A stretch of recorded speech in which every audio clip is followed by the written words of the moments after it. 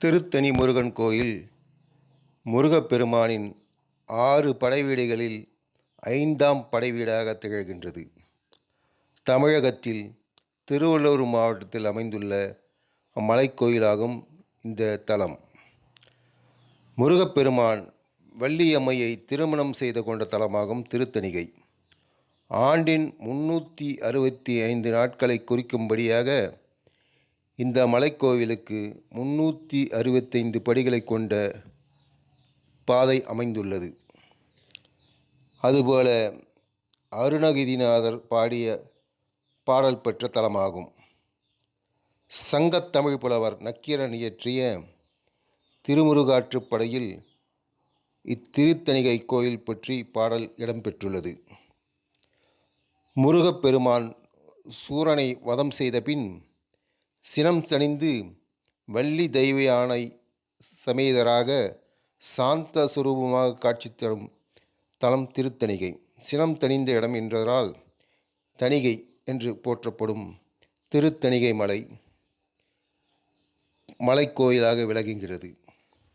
மற்ற கோயில்களைப் போல் முருகன் சிலையில் வேலுடன் காட்சி தருவதில்லை. இங்கு அலங்காரம் செய்யும் போது மட்டுமே வேல் சாற்றப்படுகிறது.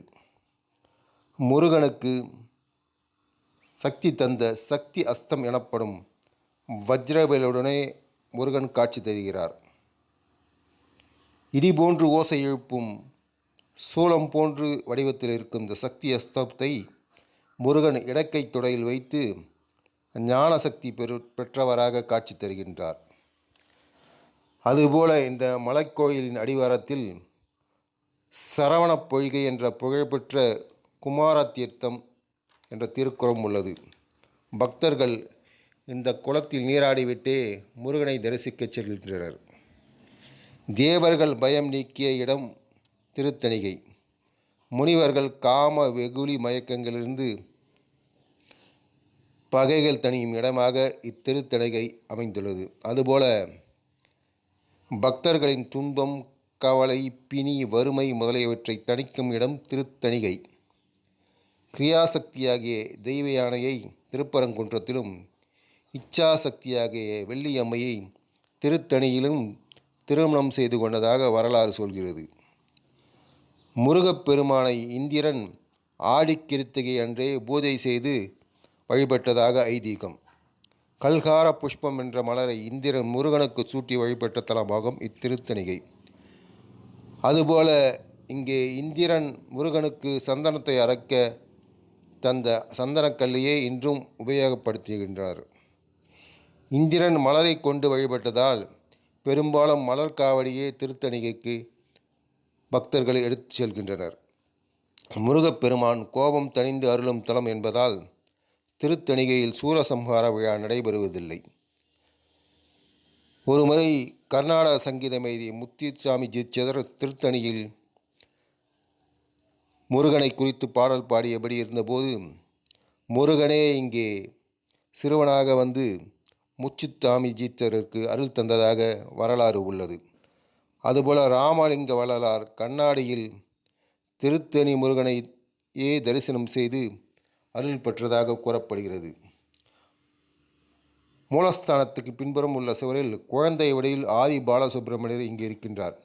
இவரே வள்ளி திருமணத்துக்கு முன்பு எழுந்தருளிவர் ஆவார்.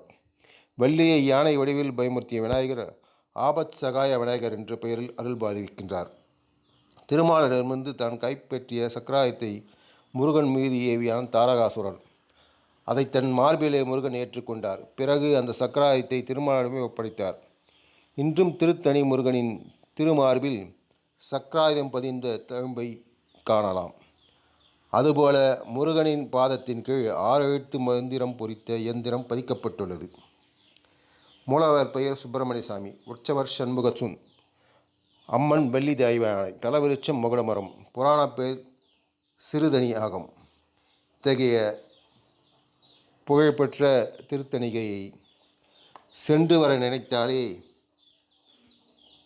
நம்முடைய பாவங்கள் விலகும். முருகனின் அருளை பெறலாம். வாழ்க திருத்தணிகை. வருடா வருடம் ஆங்கில புத்தாண்டிற்கு முதல் நாள் இரவில் ஒவ்வொரு படிக்கும் என 365 படிகளுக்கும் மஞ்சள் குங்குமம் வைத்து கற்பூரம் ஏற்றி பூஜித்து திருப்புகழ் பாடப்படுகிறது. அனைத்து படிகளுக்கும் பூஜை செய்த பிறகு நள்ளிரவு 12 மணிக்கு முருகனுக்கு விசேஷ பூஜை நடக்கிறது. இதையே படி பூஜை என்கின்றனர். தமிழ் புத்தாண்டில் 1008 பால்குட அபிஷேகம் நடைபெறுவது மிகவும் சிறப்பு வாய்ந்ததாக கருதப்படுகிறது. அதுபோல வள்ளிமலை ஸ்ரீ சச்சிதானந்த சுவாமிகள் தொகுத்தருளிய மிக சக்தி வாய்ந்த வேல்மாறல் மந்திரம் இந்த திருத்தணி முருகனின் சக்தி வாய்ந்த வேலாயுதத்தை போற்றி பாடுகிறது. வேலும் மயிலும் துணை என்று ஆரம்பிக்கும் வேல்மாறல் மந்திரம் திருத்தணியில் உதித்து அருளும் ஒருத்தன் மலை விருத்தன் எனது உளத்தில் வரை கருத்த மயில் நடத்துகுகன் வேலே என்று